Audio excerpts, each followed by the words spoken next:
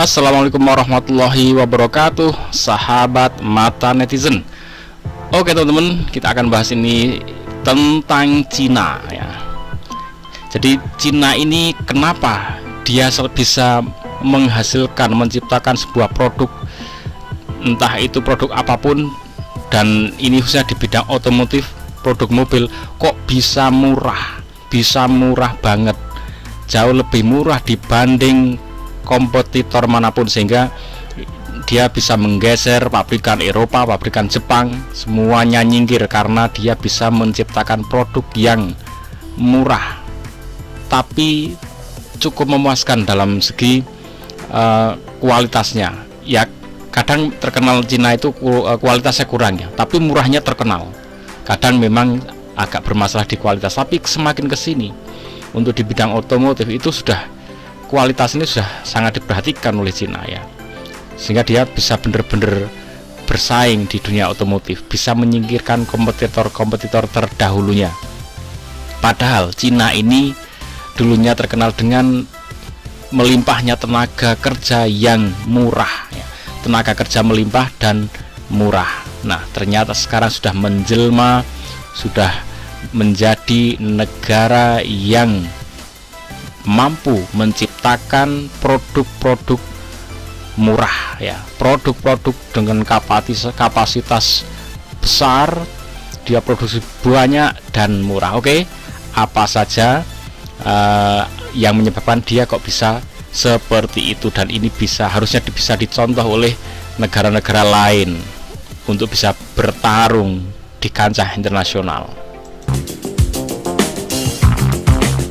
Cina yang dulunya adalah negara yang dikenal sebagai pusat tenaga kerja berbiaya rendah telah berubah menjadi pasar EV terbesar di dunia dan pasar dengan model EV terbanyak. Faktanya, ada lebih dari 100 perusahaan EV di Cina yang mungkin belum pernah Anda dengar. Kendaraan listrik saat ini memang tergolong mahal karena harga baterai mobil listrik mencakup sekitar 40% dari harga mobil keseluruhan. Oke ya, Cina tahu bahwa permasalahan di mobil electronic vehicle, di EV, itu adalah di baterai. Baterai ini memegang peran yang paling utama, sehingga kalau dia bermasalah di HP, dia pecahkan masalah tentang baterai ya, sehingga dia bisa produksi baterai dengan BYD ya. Build Your Dream itu dia awal-awalnya adalah menjadi produsen baterai untuk mensuplai baterai-baterai di Cina. Untuk mensuplai baterai-baterai nggak cuma di Cina aja, bahkan ke luar negeri itu dia menspesifikasi diri di bidang baterai, sehingga dia bisa dapat solusi untuk hal yang paling mahal di dunia otomotif elektronik, yaitu baterai. Akhirnya dia bisa menguasai selanjutnya. Oke, kita lanjutkan informasinya. Perusahaan otomotif asal Cina berani menjual mobil listrik dengan harga yang dibilang sangat murah. Dunia otomotif selalu berkembang, bahkan sangat cepat, baik dari sisi teknologi hingga model sebuah mobil. Tahun 2018 bisa dibilang sebagai tahunnya pabrikan mobil asal Tiongkok. Wuling dan DFSK merupakan mobil asal Tiongkok yang sukses menarik atensi masyarakat Indonesia. Kedua merek tersebut menawarkan produknya dengan harga yang jauh di bawah rata-rata mobil di kelasnya. Cina seakan ingin membalas dan membuktikan bahwa kehadiran mereka di Indonesia tidak main-main. Berbagai investasi dilakukan untuk menunjukkan keseriusan mereka di pasar Indonesia. Tak hanya itu, berbagai fitur menarik dan mewah, bahkan harga murah ikut disajikan. Memang tidak heran jika setiap pabrikan asal Tiongkok selalu memasang harga yang jauh di bawah rata-rata. Nah, yuk sama-sama kita simak mengapa mobil asal pabrikan Cina bisa terampau murah.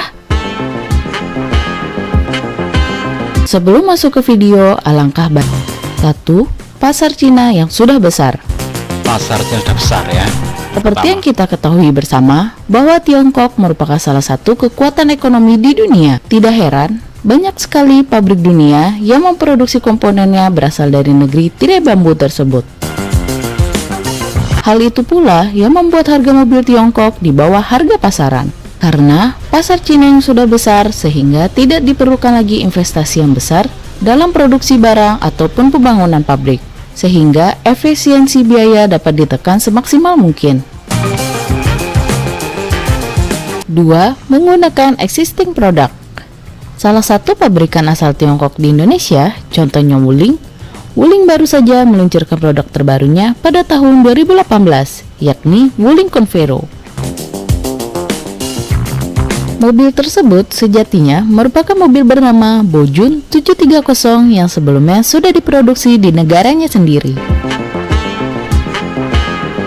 Dengan menggunakan existing produk, maka Wuling akan menghemat banyak biaya, seperti pada biaya riset dan pengembangan produk, hingga kehabisaan mobil yang tentunya memerlukan tenaga ahli dan biaya yang tidak sedikit, bukan? 3. Minim biaya promosi. Salah satu hal yang membuat produk menjadi mahal adalah karena berbagai macam biaya pendukung di belakangnya, seperti biaya promosi atau iklan.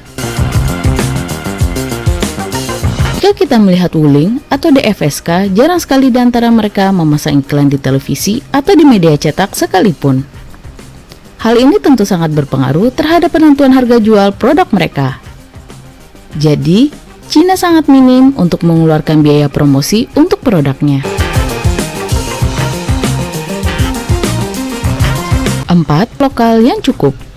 Salah satu perusahaan Cina di Indonesia, yaitu Wuling, mengklaim bahwa telah menggunakan kandungan lokal sebanyak 56% untuk urusan komponen mobil.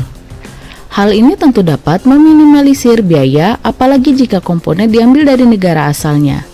Tentu akan terkena tarif pajak impor. Sudah tidak heran kan mengapa mobil asal Tiongkok bisa memiliki harga di bawah pasaran?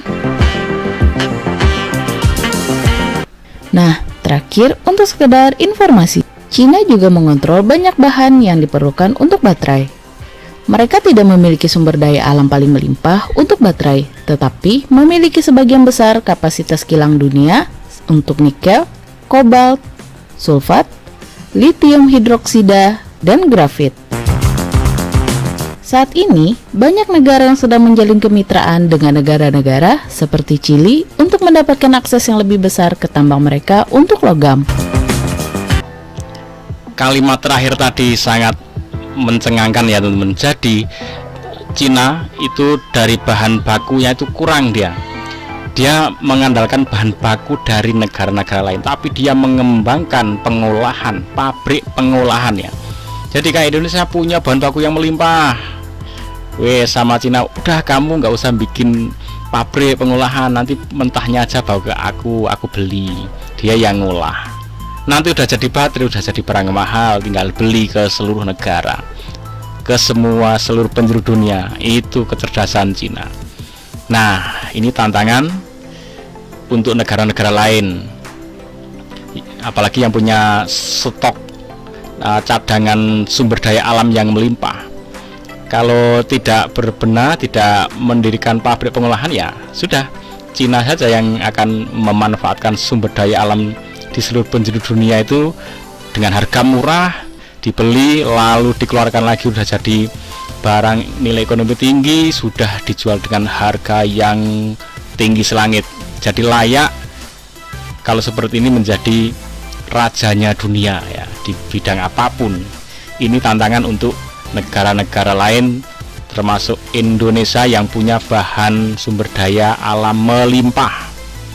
Oke, sahabat mata netizen, semoga bermanfaat dan membangkitkan rasa patriotisme kita, membangkitkan motivasi anak bangsa ini untuk bisa berbenah sehingga bangsa ini bisa menjadi bangsa yang lebih maju dari segala sudut, baik itu pendidikan, teknologi, atau apapun. Assalamualaikum warahmatullahi wabarakatuh.